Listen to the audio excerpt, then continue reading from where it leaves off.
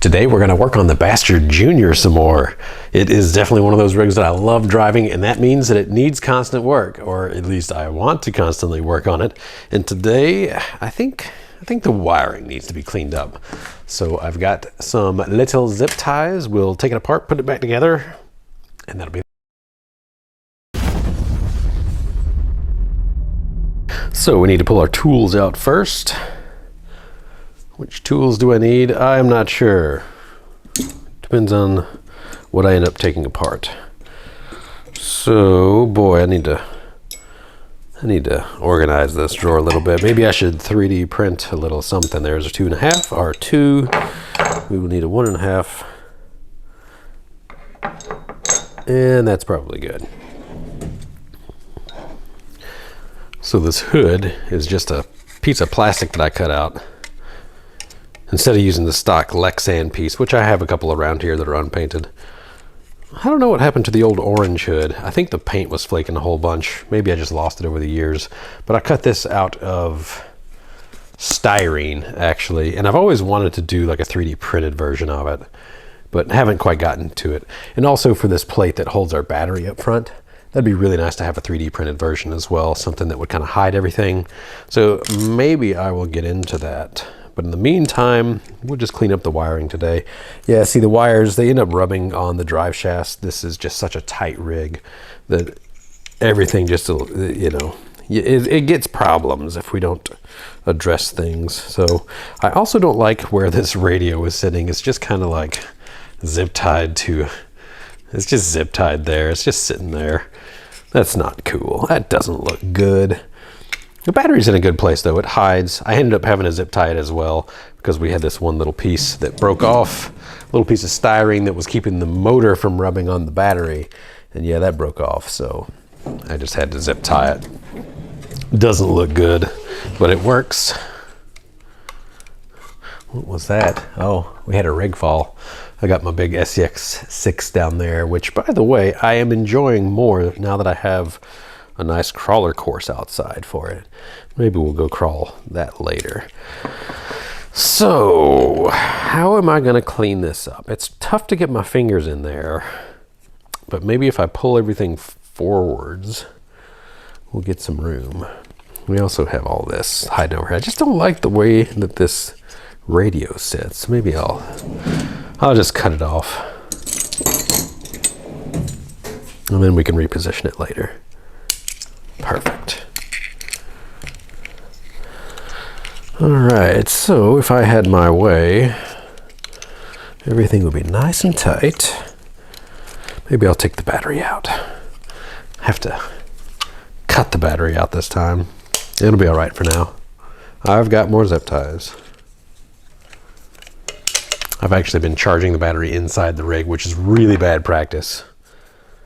It looks like, here, we'll get my voltage tester. Out of all the weird items, this little battery tester slash discharger balancer has been one of my favorite. And I got these originally so that I could balance charge a big bicycle that I built. And I had, you know, what was it? 12 cells, I believe it was 12 cells, lithium polymer. And then I just had a bulk charger. And so the bulk charger would get it all close, and then you'd plug these in for balancing. As they got closer and closer to that big bulk charge, this would make sure that they were balanced. And I didn't have a BMS, I didn't have anything to protect anything. This was back in the early e-bike days before you could actually just buy them.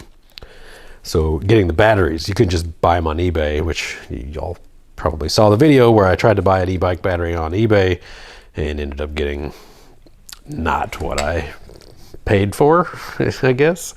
They definitely had it listed as something that it was not. If you buy from a reputable source, which I don't know who's reputable these days, that's not a problem. I wish that I did know who was reputable these days in the eBay bike battery world, but you know, it is what it is. Sometimes you learn lessons the hard way. All right, so we got the ESC hard soldered into the motor here. And it does look like those motor leads are just barely contacting things. So I'd ideally have those soldered or zip tied out of the way, but there's really nowhere for me to go. This is a very tight rig. I guess as long as it doesn't rub too much and it's only one wire. And it is rubbing on plastic, which that's probably not going to rub through. I'll just make sure that this ESC doesn't move, because if the ESC doesn't move, then our wires won't move. Aha, and then it won't rub. So that does look pretty good. Now the question is, where can I zip tie this thing to? There's nothing to zip tie to. Almost need to, see, this is where 3D printing comes in handy. You could print little like wedges or blocks or some, you know, some sort of something to hold it.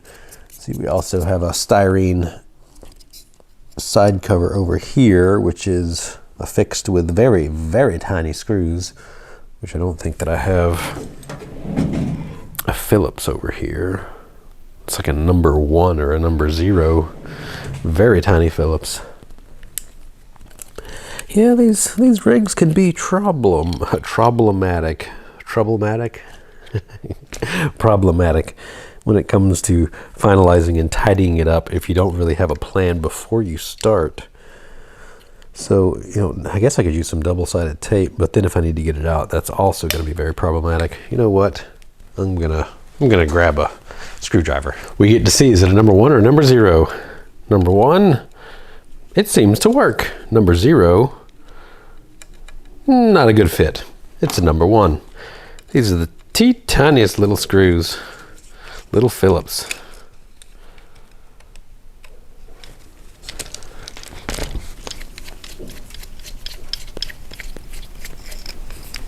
I guess it is scale, right? And you can see where I actually cut this frame open. I originally was going to use a transmission that was a little too wide for it. And so the transmission had a hump that came out of here. And I cut that panel, that bar right there, to fit everything. And then I didn't need to fit it anymore, which is kind of a bummer that I cut up this old chassis. This is an original made by the Carnage crew. However, I do have some extras sitting on the shelves somewhere, like this guy right here. Which are these? I don't think these are actually carbon fiber. It seems to, yes, it's just a vinyl wrap. But this is what it would look like otherwise. Exactly the same buggy, pretty much. Let's see. Never actually compared them. They look to be built extremely similar. I wonder if this one's also got the offset front end. The front end on mine is not exactly symmetrical, and it looks like the front end on this is also not quite symmetrical. And that would be just the jig that they used. Yeah. So there we go. I could steal screws from this one if I needed to, or body panels if I wanted the body panels. But I've also got some new in package. All right, back to what I was doing. I'm wanting to affix this ESC so it's not moving around. And if I put a zip tie right there, I think it would actually hold. And then I could zip tie the wires on this side. Yeah, I like that idea. I don't really like just using zip ties to affix everything, but I'm also not sure what would be the best plan to not use zip ties. So if y'all have some ideas, please leave them down below. How do you affix your things? How would y'all keep this from moving around? Here we go. Okay, so I didn't need 2 zip ties, just 1 was enough. We're gonna coming around here, coming around there. There we go.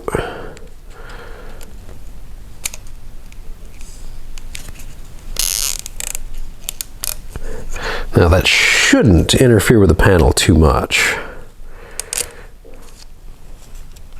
Such tiny wires. There we go. That really put it into a good place. It's going to be slightly visible when you're driving, but for now, I'm more worried about damages from wires rubbing, and I will just think about it. And then we have another, I've got power running underneath the drive shaft, but with the magic of a zip tie, I could keep it from rubbing the drive shaft on the top side. So that's what we're going to do. I had it run underneath just because there was no good way to keep it from rubbing the way that I had everything routed. We don't need all that. What we need is smaller fingers to be able to get inside here and plug it back together. There we go. And I thought about putting a panel up in here. Maybe that's what I'll do, is kind of like a hider panel. And that would allow me to hide more of the electronics.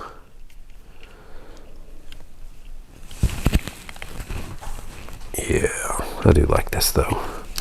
We'll just go ahead and unplug these things, get the radio out of the way.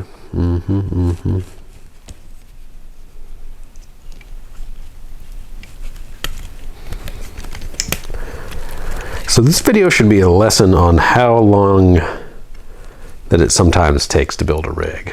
Y'all saw the build series. There's a lot of time building this, and a lot of time that I spent off camera building it as well. And I am continuously working on it. And that's something that when you get a rig that you like and a rig that you drive a lot, it kind of needs continuous work. Not all of them, of course, but when you have a custom built rig, sometimes things just get loose constantly. You know, it's not always a straightforward thing. You know, there's a lot of metal on this particular rig. Not the most amount of metal, of course, but there's enough metal threading into metal that just things get loose. And like the servo mount on the front, the servo mount is now loose. So I need to take the servo off and put that back together. You know, just everything kind of ends up getting play over time. So what I could do, I don't want it to be too tight on these wires, but really there's not a whole lot of movement. So as long as we make sure that it's not pinching anything, I should be able to take everything and kind of double it over and then zip tie it together and tuck it out of the way. So that's what I'm going to do. And then we also need to be sure that we can reach our receiver, which that would be the next question. Where should the receiver go before I tighten this up? I think I would like the receiver to be inside here. And that's just for now. It fits good without anything plugged into it, but once I plug things in, it's not going to be quite so nice. But we could do something like that. And these old-timey radios, they got such a long antenna. Perfect time for the back in my day with an AM transmitter and an AM receiver. We had to wrap 3 miles both ways of antenna. You know, I feel like this is a rig that would do really, it'd look really cool to have a whip coming up. Not that it needs it, but maybe that's what I'll work on in the future. Some sort of place to hide this, a little box up here, and then a little mounted whip. That'd be cool. It'd give it some place to go. So in the meantime, we'll plug these guys back in. 1 to turn, and 2 to burn the tires. Although this rig doesn't have quite enough wheel speed for burning anything. Now Dan. I'm gonna tuck this back in and I shall zip tie the wires into a spot. Just any old spot. There we go.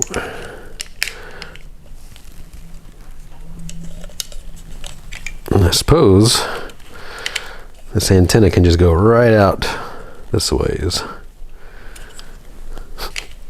Or I could just coil it up with everything else. Yeah, that's what we'll do. We'll just pretend it doesn't exist.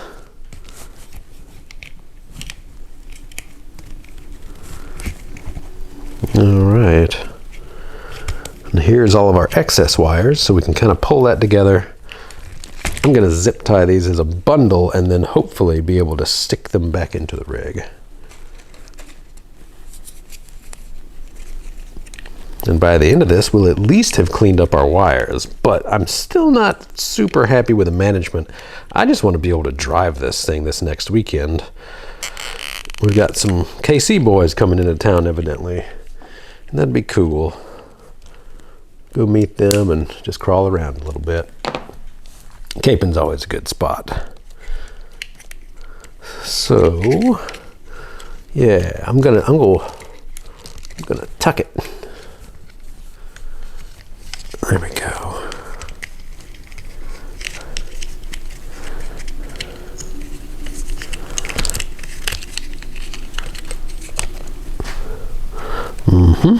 And that zip tie is keeping anything from rubbing the drive shaft, so that's exactly what I wanted. And then we can kind of butt everything up. Ooh, I may even be able to turn it. If I turn this receiver down, it might wedge just perfectly. Oh yeah, I like that. It's not moving. Still, the wires are a little more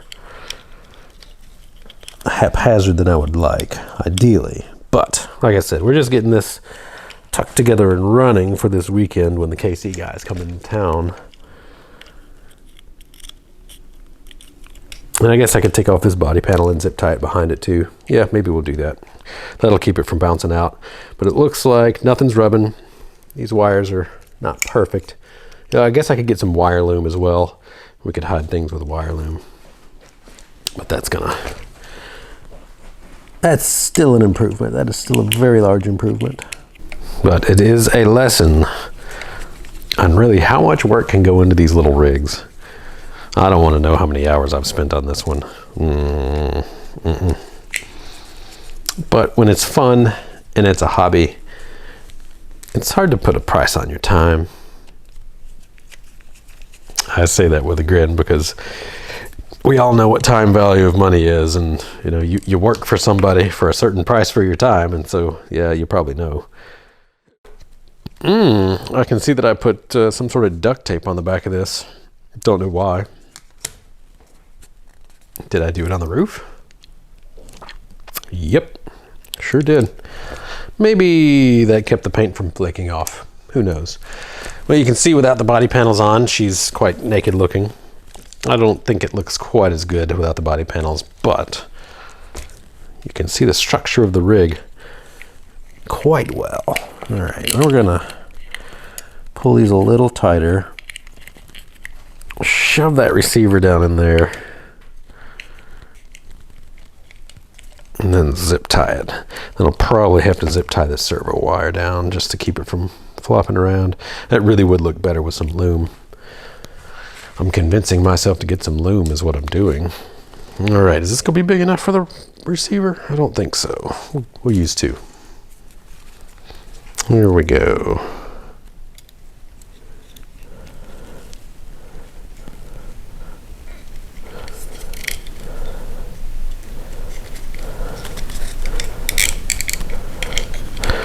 Oh yeah, and I want to make sure that we have a screw that mounts the body panel. I don't want to have that screw in the way, so we'll push this off to the side. Perfect. Perfect enough, at least. All right, nothing is going to rub with that. We're going to probably, yeah, I think that zip tie might get in the way of the body panel. We'll see. It's going to be right there.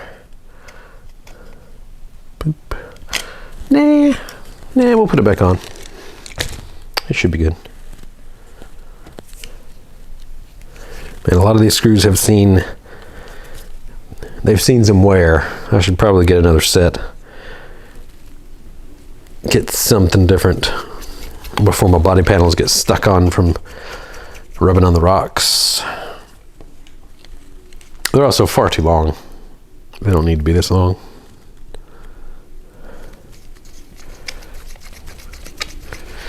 There we go.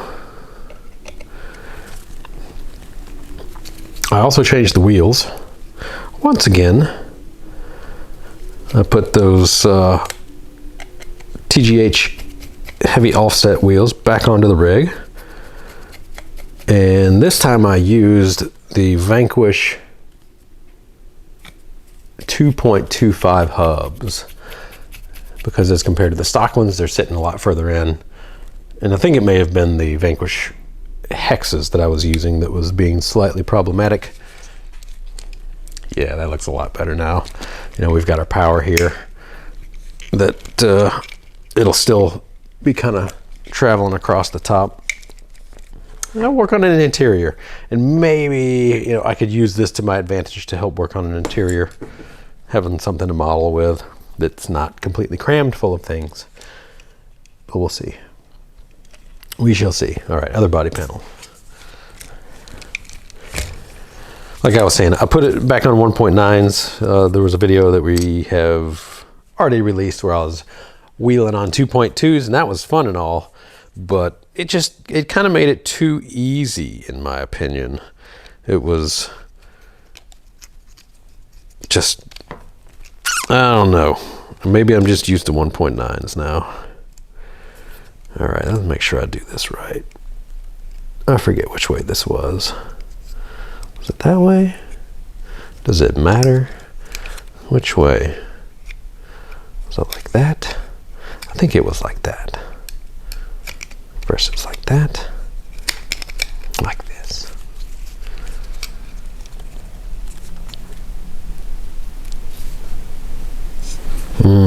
It is turning into fall weather here in Missouri.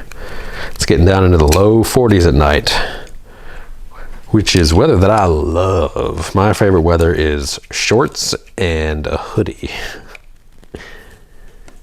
That is my favorite combination. And then when it gets hot, you just take off the hoodie. There we go. Yeah, I'd really like to 3D print some body panels, and I've probably said that a whole bunch of times, and I still haven't done it, but I will do it one of these days. I mean, at this point, I've got nothing but time to work on this rig, and I can try to focus on just one rig. I know I got a lot of rigs I can focus on, but if I just focus on one rig and getting it just right, you know, kind of like a season thing,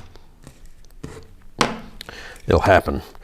All right, so the ESC is sticking up. It's visible, but could be worse. What I'm gonna do is I'm just gonna tuck this radio antenna back in on itself, get it out of the way, because we don't need a lot of range for a crawler. So there, this will just be visually much nicer to look at in the videos. That's what I'm just going for here. And this wire could be pulled, so I shall manually shorten it up. Get my fat head out of the way. There we go. And then the other wire could be shortened up a little bit. It's like doing surgery in this thing. Rocket surgery. I ain't no rocket surgeon. Now, we get to fit the battery back in, and I think the power wires went up. They could also go down. And the balance plug actually does come out. You know, I could tuck that somewhere, but the balance plug comes out so that I can actually just charge this thing without bringing the battery out. I only have one battery that fits in here. I should probably get a couple more. And it's not that big of a deal to take it out. There's 2 screws, but the runtime on this, I can probably get like an hour off of this little pack. And what's this, a 650 and the 850, 3-cell. And I could probably fit a 4-cell. Maybe, that's real close to the motor. There's not a lot of room in here. Yeah. Any rate, what I was saying was that I forget what I was saying. That's what I'm saying. Yes, I could grab multiple batteries and trade them out. You know, it's still going to get an hour runtime. I suppose I could also put more battery in the back. I could have them in parallel if I really wanted a lot of runtime, or a weird scale rig. You could put the batteries like right here, but this one doesn't have both sides on it. So probably not going to put both sides on a rig that doesn't need both sides to hide anything. All right, bigger zip tie for the battery. Got my big zip ties over here. Harbor Freight was having a sale on zip ties. A package was like $2 for 100. That's not too bad, and I'm sure they were still making 10 times profit on these bags of zip ties. But bought me a whole bunch of them. Couldn't say no to cheap zip ties. All right, is this going to stay down? All I wanted to make sure is that it's not rubbing the battery. Like I said, the piece of styrene that I had in there came off because my styrene abilities are not the greatest. And this entire thing is held together with zip ties now. All right, hood. That is not an insult. Hood, we're good. And we'll make sure it still works. It's always a good idea before you go out to make sure that your rig still works.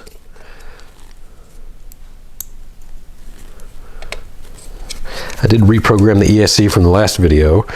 I had it at 0 timing, and we were getting a little bit of sync issues when I went forward to reverse or just really fast punch of throttle. So bump back up to 15% timing or 15 degrees of timing, and now we're totally good. Boop. And boop. Is it? Yeah. All right. Yep. She still works. Cool. All right. So another day of wrenching on the Bastard Junior. I really like the way that it looks with these 1.9s. The wheelbase, I think it's about right. It could technically be shorter. I feel like, you know, as far as a scale rig is concerned, it could be shorter and it's not going to look weird. I want to say on the original Bastard that the rear wheels would be around here, but then our track width needs to be wider. I would essentially need to steal, you know, if I wanted to make it a super scale rig, I'd be stealing the Mini Capra is what I'd be stealing for it. And that's, you know, the Mini Capra is great and all, but yeah, I just feel like I'd break these axles. I'll have to look into it more. Not that I need a super scale version of it, but it would be pretty cool. That would be pretty cool. So, all right, we will put our tools away into the random piles. I will need to organize this soon. These do not belong to me. They belong to production, so I'll try to not steal them. We get everything put back. It's always a good practice to clean when you're done. Something that I need more practice on. So, all right, fresh charge and we'll be ready to crawl. But I might just go crawl today with a 3.8 volt per cell battery and get a little bit more runtime out of it. So there we go. Well, thanks for tuning in. If you got any questions about this project, leave them down below. I'll do my best to get to them. As always, have a great day.